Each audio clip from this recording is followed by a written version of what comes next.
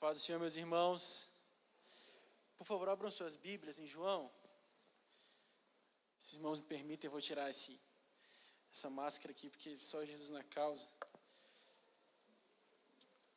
Enquanto os irmãos folheiam suas Bíblias, João capítulo 8, por favor. Eu externalizo a minha gratidão a Deus por estar aqui. Agradeço o convite do pastor Marcelo Pantoja, um amigo que Deus tem colocado em nossa vida, que pela graça de Deus vai ser meu padrinho de casamento também. Então Deus abençoe o senhor, abençoe a pastora Giovana, Deus abençoe todos vocês, a igreja da ADAC, que Deus possa estar cada vez mais prosperando esta igreja, prosperando as pessoas que aqui congregam. E louvo a Deus pela oportunidade de poder falar de Cristo, poder falar do centro de toda a história, que é Cristo Jesus. Sabemos que a história toda é contada antes e depois de Cristo. Ele é o divisor de história, e a história toda fala sobre Ele. É um prazer enorme poder compartilhar um pouco de Jesus aqui com os irmãos nessa noite. Quem achou João capítulo 8, versículo de número 12. Só um versículo aí nos ler. Diz assim: falou-lhes, pois, Jesus outra vez, dizendo: eu sou a luz do mundo. Quem me segue não andará em trevas, mas terá a luz da vida. Vamos ler uma vez mais? E falou-lhes, pois, Jesus outra vez, dizendo: eu sou a luz do mundo. Quem me segue não andará em trevas, mas terá a luz da vida. Coloque essa mão no seu coração, repita isso comigo: Senhor Jesus, fala comigo, que eu possa compreender o que significa o Senhor ser a luz do mundo, e assim mude a minha visão, em nome de Jesus. Amém. Quem for salvo pode sentar dando glória a Deus, aleluia. O pastor Marcelo já fez menção, mas eu destaco a mais bela de todas as moças que está ali comigo. Deus teve graça, chamar os ateus para verem o milagre de Deus aqui, onde eles estão. Deus faz milagres.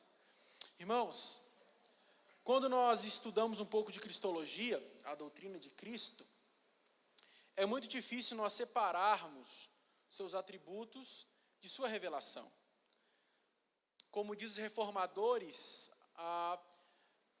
Cristo é a revelação de Deus a nós, e através da Escritura Sagrada, de suas palavras, é como se fosse uma ama falando aos seus pequeninos, em uma linguagem que eles possam compreender. E uma das figuras usadas por João aqui, e por Cristo, é a afirmativa do eu sou, a reafirmação do tetragrama, que nós lemos lá em Êxodo, onde afirma-se a identidade divina em Cristo. Sabemos que ele era divinamente homem e humanamente divino. Ele era plenamente homem e plenamente Deus. Então, o grande desafio meu, como um pregador aqui nesta noite, é tentar separar a revelação de Deus dos seus atributos, ou como Deus se revela em Cristo através da luz do mundo, e quais são os atributos destacados através desta revelação. Que Deus nos ajude a entender um pouco do que nos é revelado através da Escritura Sagrada. Pois bem, vamos entender um pouco do contexto. Jesus está na sinagoga, e de repente aparecem alguns fariseus e escribas, interrompendo a pregação e a fala de Jesus, levando-lhe uma mulher, onde essa mulher foi apanhada em adultério, foi apanhada no ato de adultério, naquele exato momento. E então os fariseus e escribas viram e falam: nós temos que apedrejar esta mulher, ela tem que morrer. Jesus então vira para aquela multidão e diz: qual de vocês não tem pecado? Que atire a primeira pedra. Ele começa a escrever no chão, e quando ele vai escrevendo no chão, quando ele eleva novamente seus olhos, todos que estavam condenando aquela mulher saem, porque percebem o seu pecado. Então somente Jesus e ela estão naquele local, e ele diz: eu não vou condenar você. Se os seus acusadores não te condenam, eu também não te condeno. Portanto, vá e não peques mais. Jesus então retorna ao templo, e quando ele retorna ao templo, ele diz a frase que nós lemos aqui: eu sou a luz do mundo. Quem me segue não andará em trevas, mas terá a luz da vida. Jesus é o libertador dos cativos. O Filho de Deus é o único que pode dar a vida eterna ao homem. Somente o Deus encarnado pode manifestar a revelação perfeita de Deus à humanidade. Entendamos que neste instante Jesus está, como eu posso dizer, rompendo com paradigmas religiosos que existiam. Porque os judeus se consideravam melhores que os outros por pertencerem ao sangue de Abraão. E Jesus está quebrando este paradigma dizendo, olha, a salvação não se dá pelo fato de vocês serem judeus ou não. A salvação se dá pelo fato de vocês crerem em mim ou deixarem de crerem. Por isso Jesus disse, quem me segue terá a luz da vida. Porque não adianta ser judeu e não reconhecer a Cristo como Senhor. Não adianta ser fariseu, escriba, zelote ou saduceu e não reconhecer a Cristo como Senhor. Então Jesus Cristo está rompendo com barreiras paradigmáticas ali, revelando ao povo de que a salvação não se dá por sangue, mas a salvação se dá através do único sangue que foi derramado na cruz do Calvário, o Cordeiro Pascal, Jesus Cristo. No capítulo 6, Jesus já havia se declarado como o pão da vida. No capítulo 7, ele se afirma como água da vida, dizendo, se alguém tem sede, venha a mim e beba. Quem crê em mim, como diz a Escritura, rios de água viva fluirão do seu interior. E agora no capítulo 8, Jesus está dizendo que ele é a luz do mundo, a verdadeira luz do mundo. Uma luz muito maior do que foi revelada em Abraão. Mas Cristo é a luz e a única luz do mundo. E é um peso simbólico muito claro para nós aqui. Porque assim como Israel foi guiado pela peregrinação até a Canaã, ali eles eram guiados por uma coluna de fogo que iluminava e aquecia o povo. Assim é Cristo. Cristo é o nosso guia na penumbra escura da vida. Cristo é o nosso norte, como a música que eu gosto muito de ouvir, que diz que Ele é a partida e Ele é o norte. A nossa fé é iniciada em Cristo, e o mesmo Cristo nos guia pelo caminho da nossa fé. Ele é a partida, Ele é o norte. E é um peso simbólico para nós aqui, porque os hebreus costumavam cantar, o que está no Salmo 27, dizendo, o Senhor é a minha luz e a minha salvação. No Salmo 119, nós vemos a relação do crente ou do salvo com a Bíblia, ou do hebreu com a Bíblia, com a Escritura. E ele diz que a palavra de Deus é luz e lâmpada para o seu povo. Então Jesus está colocando um peso histórico muito grande nessa afirmativa. Ele está colocando um peso redentivo muito claro para nós aqui. E ele afirma que ele é a luz do mundo. E aqui é o primeiro ponto da mensagem. O que significa então entender que Jesus é a luz do mundo? Assim como Deus era a luz no Antigo Testamento, em Cristo nós temos a luz de Deus revelada a nós. O servo do Senhor é nomeado como luz das nações, para que a salvação de Deus alcance os limites da terra. Isaías 49, versículo de número 6 diz, pouco é que sejas o meu servo, para que restaures as tribos de Jacó e tornes a trazer os preservados de Israel. Também te dei para a luz dos gentios, para seres a minha salvação até a extremidade da terra. Portanto, nós pomos fim a um pensamento que é muito mal pregado nas igrejas, onde o Antigo Testamento é para o judeu e e o Novo Testamento é para a igreja. Não! De Gênesis a Apocalipse, a história é a mesma. Jesus Cristo. De Gênesis a Apocalipse, tudo é sobre Jesus. Porque Ele é o alfa e o ômega, Ele é o início e o fim. Paulo, escrevendo aos Romanos, diz: porque dele, por ele e para ele são todas as coisas. Porque dele, ele é a origem. Por ele, ele é o meio. E para ele, ele é o fim de toda a história. A história não é sobre mim. A história não é sobre você. A história narrada na Escritura é sobre Jesus. E somente sobre Jesus. Por isso Paulo escreve aos Colossenses, capítulo 1, versículos 13 ao 18, o qual nos tirou da potestade das trevas e nos transportou para o reino do Filho do seu amor, em quem temos a redenção pelo sangue, a saber, a remissão dos pecados, o qual é a imagem do Deus invisível, o primogênito de toda a criação, porque nele foram criadas todas as coisas, que há nos céus e na terra, visíveis e invisíveis, sejam tronos, sejam dominações, sejam principados, sejam potestades. Tudo foi criado por ele e para ele. Ele é ante de todas as coisas, e todas as coisas subsistem por ele. Ele é o cabeça do corpo da igreja, é o primogênito, é o princípio e primogênito entre os mortos, para que em tudo ele tenha a preeminência, para que em tudo ele tenha a primazia. Ele é o criador e o sustentador da história, é a doutrina da providência. O mesmo Deus que cria é o Deus que cuida da criação. A história não está ao léu, a história não está seguindo por rumos obscuros, não. A história já foi contada antes da fundação do mundo, onde o Cordeiro de Deus haveria de morrer para remir a igreja de Cristo. Essa é a narrativa bíblica, gente. Porque tudo que ele cria, ele é o dono, já dizia R.C. Sproul.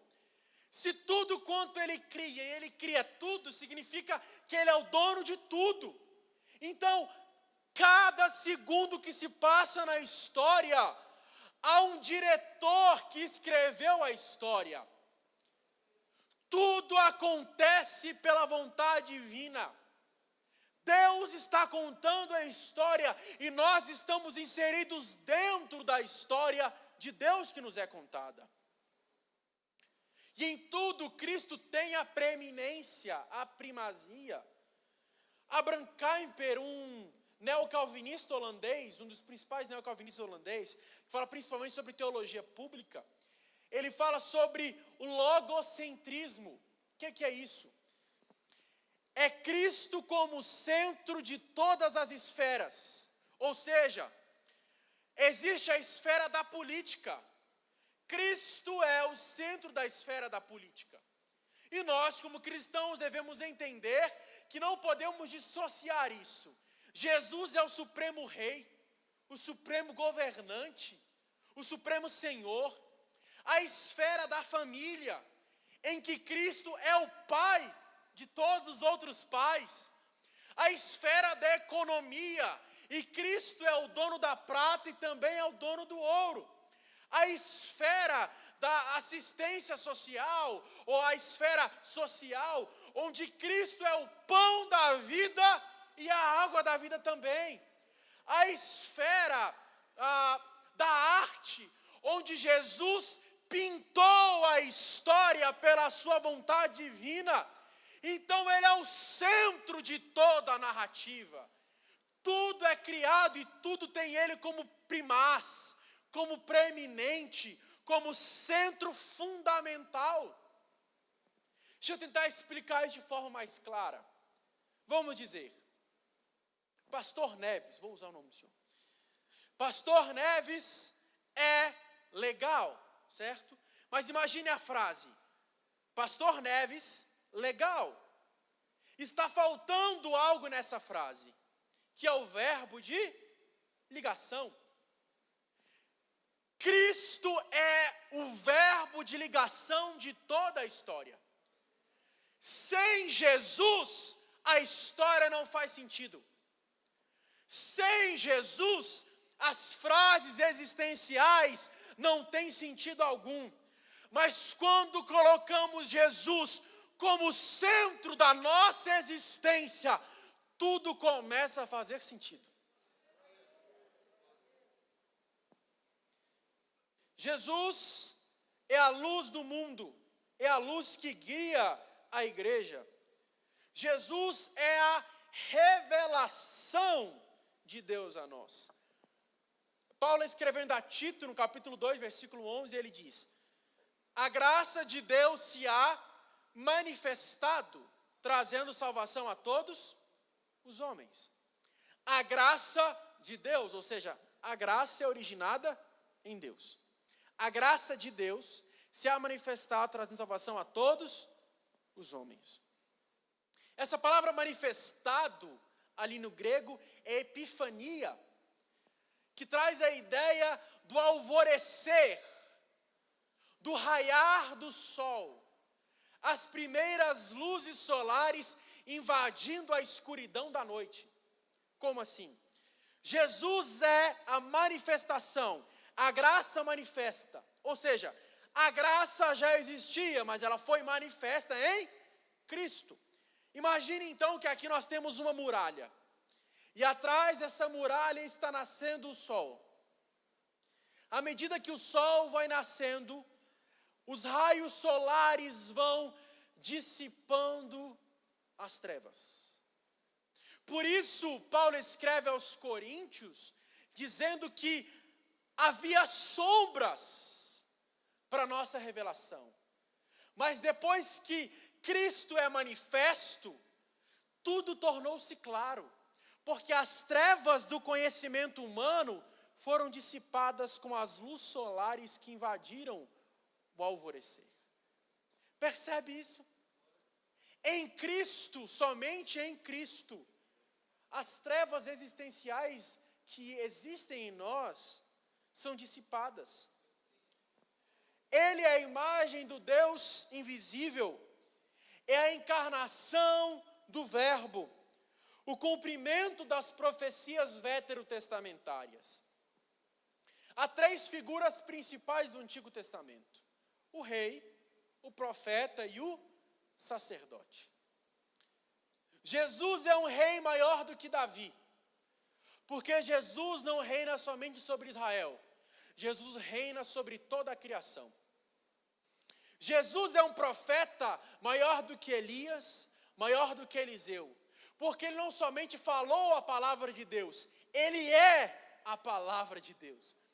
Ele é um sacerdote maior do que Moisés, ele é um sacerdote maior do que Arão, porque ele não somente leva o povo até Deus, ou traz Deus até o povo nos dias específicos, não. Jesus é o cordeiro que é morto. Então Jesus é um rei maior do que qualquer figura veterotestamentária. Ele é um profeta maior, ele é um sacerdote maior. Em Cristo, o tríplice ofício é manifesto. Em Cristo, a perfeição da governança divina é manifesta, porque Ele é o Deus que governa, Ele é o Deus que dá a sua palavra, e o Deus que veio até nós, para que nós possamos entender a revelação de Deus para a sua criação. Porque em Cristo, os atributos divinos são irradiados. Eu falei no início, e aqui eu gostaria de gastar um pouquinho mais de tempo. Cristo detém um atributo divino incomunicável, que é o atributo da simplicidade. O que é isso? Jesus Cristo detém todos os atributos divinos dentro dele, de tal modo que não há distinção entre atributos. A santidade não pode ser maior do que o amor. O amor não pode ser maior do que a santidade. A santidade não pode ser maior do que a justiça. A justiça não pode ser maior do que a retidão. A retidão de Deus não pode ser maior do que a sua bondade. A sua bondade não pode ser maior do que a sua longanimidade. Porque assim como Deus é a manifestação perfeita dos atributos, em Cristo esses atributos são manifestos de forma clara. Na cruz nós não temos somente o amor de Deus manifesto, nós temos a justiça de Deus manifesta. Na cruz nós não temos somente a graça de Deus manifesta, nós temos a santidade de Deus manifesta. Porque assim como a graça foi entregue na cruz, a santidade de Deus foi satisfeita com a morte do Cordeiro. Em Cristo, os atributos divinos são irradiados. Tudo torna-se claro, torna-se palpável, torna-se perceptível. Porque é um progresso da revelação. De Adão até Moisés, as revelações eram basicamente teofanias, onde Deus se manifestava. De Moisés até João Batista, há outras teofanias, mas o principal meio de revelação divina era a profecia. Agora, de João Batista, ou melhor dizendo, de Cristo até nós, só existe um único meio de revelação: Cristo. Portanto, nós como salvos em Jesus, nós não podemos ser guiados por outra coisa que não seja o Verbo encarnado nas Escrituras Sagradas, em Cristo. Nós não podemos ser guiados pela economia mundial. Nós não podemos ser guiados pelas vacinas que estão sendo entregues a nós. Nós não podemos ser guiados pela política. Nós somos guiados pelo centro da história. Nós somos guiados por um Cristo que não está morto, mas que está vivo. Afinal de contas, o sepulcro está vazio, a cruz está vazia, mas o trono está ocupado. Por isso devemos ser guiados em Cristo. Mas qual o significado que existe em afirmarmos que Jesus é a luz do mundo? Primeiro, significa que Ele concede revelação espiritual a nós. Quando Jesus fala para aqueles que estavam condenando aquela mulher, os acusadores, Ele diz: qual de vós não tem pecado? Em Cristo percebemos o mal que há em nós, o pecado que há em nós, a transgressão que há em nós. Essa iluminação nos é revelada não somente à mente, a luz do mundo nos é revelada não somente à mente, mas também ao nosso coração. É algo suprateórico, ou seja, é algo que está na raiz do nosso âmago. É o que nós não conseguimos às vezes compreender através da nossa cognição, mas é compreendido através dos afetos, como diz Jonathan Edwards. Os nossos afetos são impregnados da luz do mundo. Eu conto uma história de uma vez um pastor lá na igreja pregando algo, e a pregação dele foi ligeiramente confusa, e ninguém entendeu muita coisa, mas eu sei que no final da pregação entrou um irmão na igreja.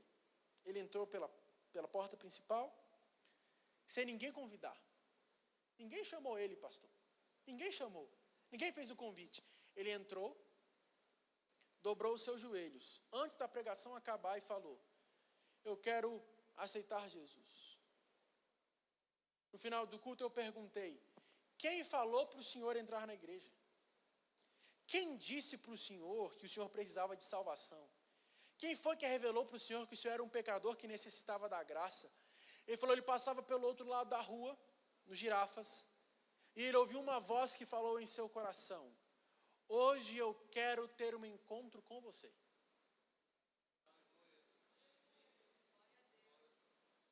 Ele entra pela igreja, dobra os seus joelhos, e ele começa a chorar sem entender o porquê. Ele começa a chorar copiosamente. Tempos depois eu perguntei para ele, ele falou: aquele dia eu senti um calor dentro de mim. Algo que aqueceu a minha alma. Não precisou da pregação. não precisou dos louvores, mas a luz do mundo dissipou as trevas interiores daquele Senhor. A luz do mundo confere a nós razão e consciência. A luz do mundo revela que só existe um único meio de salvação: Cristo. Há aquela frase que diz que todos os caminhos levam a Deus. Uma grande mentira. Nem todos os caminhos levam a Deus como um pai. Outros caminhos levam a Deus como juiz. Você só encontrará Deus de duas formas: ou como um juiz que irá te condenar, ou como um pai que te adotou. Não existe um meio termo. Não tem como chegar perante Deus como um juiz e Ele te adotar. Ou você chega de um jeito, ou você chega de outro. Ou você chega como sentenciado, que já sabe de sua condenação. Ou você chega como justificado, que já sabe que em Cristo você teve seus pecados perdoados. Não existe um meio termo. Não existe um meio de transformação. Ou nós estamos em Cristo e temos a luz da vida, ou nós estamos em trevas. Não tem como andar entre luz e entre trevas. Ou é um, ou é outro.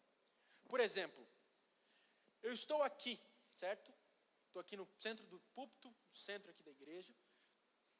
E imagine que eu fixe meus olhos neste holofote. Se eu chegar mais perto, eu vou ter uma percepção distinta. Porque a luz do holofote vai cegar um pouco da minha visão. E quando eu voltar os meus olhos para vocês, eu vou ver tudo embaçado. Eu já sou míope, já sou meio cego. Se acontecer isso, então, não vejo nada. Mas imagine que eu olho para a minha mão, em seguida eu me aproximo deste holofote e fixo meus olhos nesse holofote. Quando eu olho novamente para a minha mão, minha visão está deturpada, está embaçada. Assim é Cristo. Você tem uma visão de si mesmo. Você fala: eu sou um bom ser humano. Nunca matei, nunca roubei, nunca fiz nada demais. Uns pecadinhos aqui, outro ali. Sou até um ser humano legal. Interessante. Mas quando você se aproxima do sol da justiça, da luz do mundo, você percebe que a visão que você tinha de você mesmo era uma visão turva. Você olha para dentro de si e não vê bondade. Mas você olha para dentro de si e percebe a carência de um Salvador, que é Cristo Jesus. A luz do mundo nos revela que a nossa visão estava deturpada, mas em Cristo agora nós temos a visão correta dos fatos e da nossa própria existência. Há uma aplicação para nós. Sem Jesus, o mundo está em trevas. Sem Jesus, o mundo está em ignorância espiritual. Sem Jesus, o mundo está perdido e sem direção. Mas quando Jesus, a luz do mundo, se aproxima de nós, nós que éramos ignorantes, começamos a conhecê-lo. Nós que éramos mortos, agora começamos a viver. Porque Jesus é a resposta para o mundo cego e perdido. Jesus nos traz a resposta para os nossos anseios. Em Cristo, a vontade do Pai é revelada e o absoluto nos é dito. Nós estamos em trevas e precisamos da luz do mundo. John Piper escreveu um livro esses tempos sobre Jesus e o coronavírus, e há uma frase que ele diz que é a seguinte: mas agora há uma única frase e um único segredo, é sabermos que a soberania que poderia parar a crise de coronavírus, ainda que não o faça, é a mesma soberania que sustenta a nossa alma durante este tempo. Se Deus quiser pôr um fim ao coronavírus, Ele põe agora.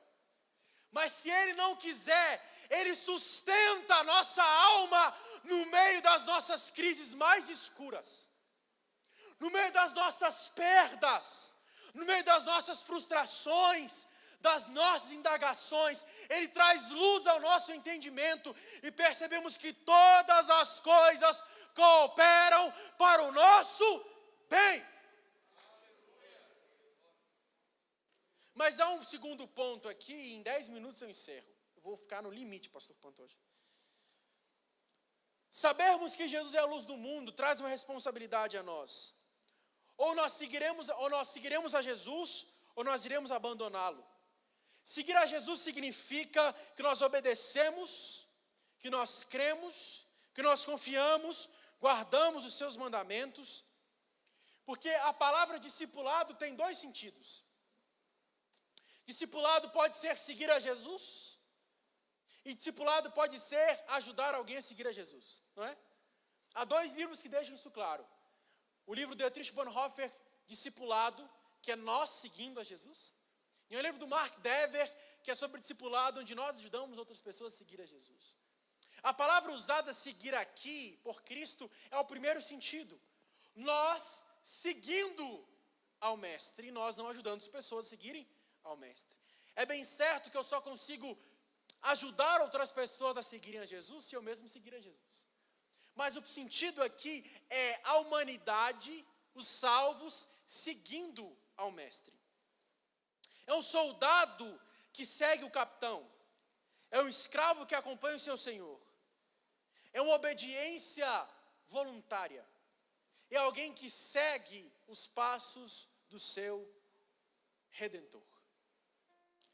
Seguir a Jesus não é transferência de unção, como eu vi esses dias. Não é. Seguir a Jesus é viver a mesma vida. E, se necessário, morrer a mesma morte. Seguir a Jesus é entender que jamais encontraremos solução para a nossa existência que não seja em Cristo. Os verdadeiros seguidores não andarão em trevas morais e espirituais, não andarão em penumbra, mas terão direção para a sua vida. Jesus não é somente o candelabro que iluminava o templo, mas é uma luz interior. Nós chamamos dentro da teologia de testemunho interno do Espírito. Ele é o nosso guia e também a nossa bússola.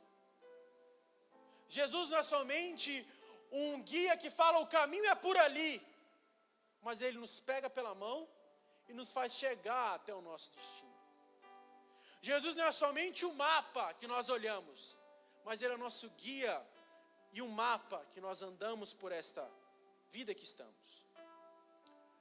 E tiro 4 aplicações aqui. Primeiro, o mundo está em trevas. O mundo está em trevas. Apesar do mundo ver a luz, o Deus deste século cegou entendimentos incrédulos para que eles não possam ver a resplandecente luz de Deus em Cristo. E há um processo de cauterização da mente humana. Inicialmente, nós tentamos encobrir o nosso pecado. Como Adão e Eva fizeram, cobriram a sua nudez. Depois disso, nós tentamos justificar o nosso pecado. Como Adão fez com Eva, a mulher que tu me deste. E por fim, nós ignoramos a lei de Deus e entregamos completamente ao pecado. O mundo tenta encontrar a sua própria luz, só que não encontra. E eu queria gastar um tempo aqui. A modernidade é exatamente isso, gente. A modernidade é a mudança de centro, que estava nos dita através na Idade Média, onde o centro da sociedade era a igreja. A modernidade traz o centro da sociedade para a nossa razão, para o nosso progresso, para a nossa ordem e para a nossa tecnologia. Só que a modernidade se frustra nos campos de concentração de Auschwitz, onde usam a sua razão, sua tecnologia, o seu progresso para matar pessoas só por causa de sua raça. A humanidade se frustrou. A humanidade percebeu que a sua esperança não está na sua razão. Sua esperança não está no seu progresso, ou na ordem, ou na tecnologia. Há uma esperança que é transcendente a nós. Por isso nós vivemos uma sociedade dita como pós-moderna. Ao meu ponto de vista não existe essa nomenclatura. Poderia ser modernidade tardia, porque há incrustado na mente humana essa sede por sentido fora de Deus. Há 4 deuses pregados em nossa sociedade. O hedonismo, o Deus do prazer. Onde eu vi esses dias no Fantástico, um médico aconselhando pessoas a terem parceiros sexuais sem compromisso, só para saciar o seu prazer. Esse é o Deus deste século, o hedonismo, o Deus do materialismo. Na Idade Média, o centro das cidades era a igreja, eram os templos, eram as catedrais. Hoje o centro de toda a cidade são os shoppings. Isso é um fato. Há um arquiteto norte-americano que ele escreveu um artigo sobre a teologia do shopping, ele é um arquiteto cristão. E ele fala que o centro das sociedades foi mudado. Não é mais a vida religiosa, mas é o bem material. Por isso, há exemplificado nas principais cidades do mundo, onde o principal centro geográfico da cidade é o shopping. Tentamos encontrar prazer nos nossos bens materiais, materialismo. Há um terceiro Deus, o relativismo. Tudo é relativo, não existe verdade absoluta. Há um quarto Deus, o narcisismo, onde nós somos o centro do mundo. Não me preocupo com o próximo, o importante é que eu esteja satisfeito. Agora você vê Jesus quebrando todas as ideologias como essa. Para os hedonistas, Jesus disse que Ele é a água da vida. Tudo que não for Jesus, todo prazer que não está centrado em Jesus, é água salgada. Só vai te dar mais sede. Aos materialistas, Ele diz que onde estiver o seu tesouro, aí estará o seu coração. E Ele afirma dizendo, não buscais juntar tesouros na terra, mas nos céus. Aos relativistas, Ele é a verdade absoluta. Certa vez eu conversando com um professor na faculdade, ele disse, tudo é relativo. E no meio da fala eu perguntei, professor, o senhor acredita nisso? Ele acredito. Eu falei, então já não é tudo relativo, existe um absoluto. Se ele acredita que tudo é relativo, é porque é um absoluto. Jesus é o absoluto moral, existencial e espiritual da humanidade. Há um quarto e último, o narcisismo, onde a nossa sociedade tenta encontrar dentro de si esperança para suas lamúrias. Onde nos é pregado aquela ideologia grega do conhece-te a ti mesmo. Se nós olharmos para dentro de nós, só encontraremos pecado. Se olharmos para dentro de nós, só encontraremos transgressão, imundo, algo pecaminoso. Então, a solução não está dentro de nós, a nossa solução está na cruz.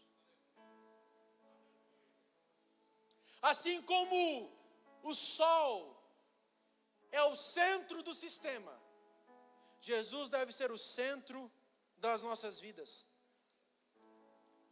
Pedro é indagado por Jesus dizendo, você não vai deixar de me seguir? Aí Pedro responde, para quem iremos nós? Ele não diz para onde, ele diz para quem iremos nós.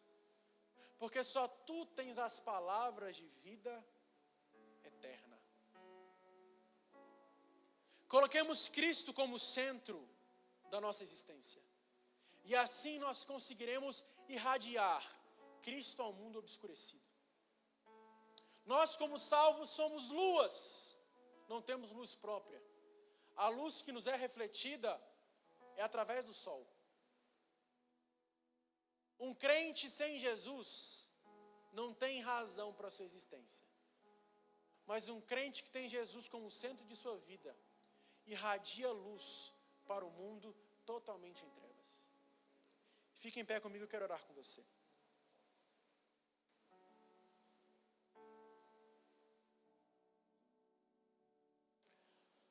Há luzes falsas espalhadas por toda a sociedade, onde as pessoas dizem, você é o seu maior inimigo, você é isso, você é aquilo, e colocam você como centro do mundo. E hoje eu quis mostrar para você, que a solução para os seus problemas não está no que você faz, mas está no que Jesus fez por você.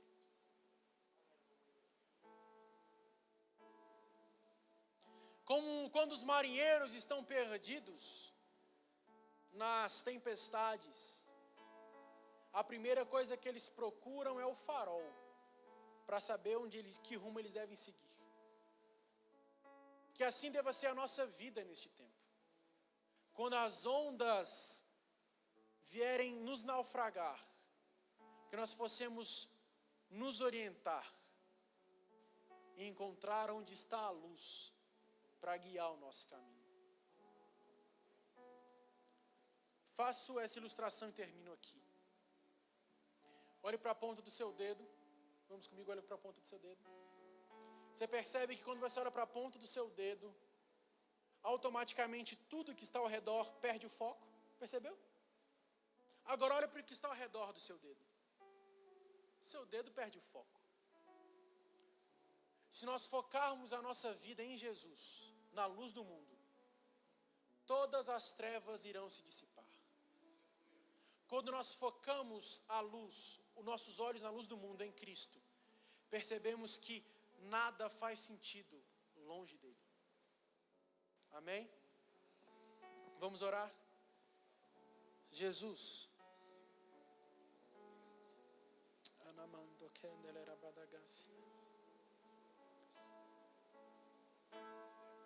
Jesus, nós reconhecemos que dentro de nós só há trevas.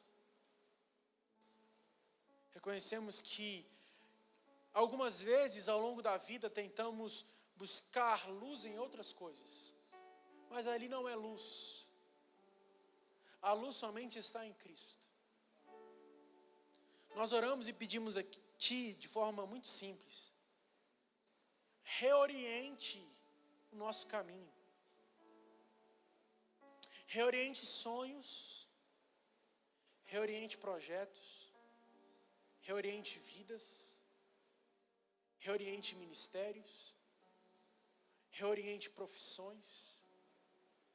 Jesus, que nós não venhamos a buscar trilhar o nosso próprio caminho com candeias humanas, mas que a luz do mundo, o sol da justiça brilhe em nossa vida, e nós possamos caminhar com segurança e firmeza, sabendo que o nosso caminho já foi iluminado pelo Senhor. Direcione os nossos sonhos, os nossos projetos, os nossos sentimentos, os nossos desejos, seja o centro de tudo que há em nós. Porque assim como o Sol é o centro de todo o universo, de todo o sistema, seja o centro de toda a nossa vida, seja o centro dos nossos sonhos, dos nossos projetos, de tudo que há em nós. Jesus, irradia em nós a Tua luz, e que o mundo possa olhar para a igreja da ADAC aqui em Águas Claras, e saber que nós somos um farol para um mundo entenebrecido e obscurecido pelo pecado. Que esta igreja e esses irmãos sejam um farol para este mundo, porque Tu estás dentro de nós. Assim nós Te louvamos e agradecemos em Cristo Jesus. Amém. Que Deus nos abençoe.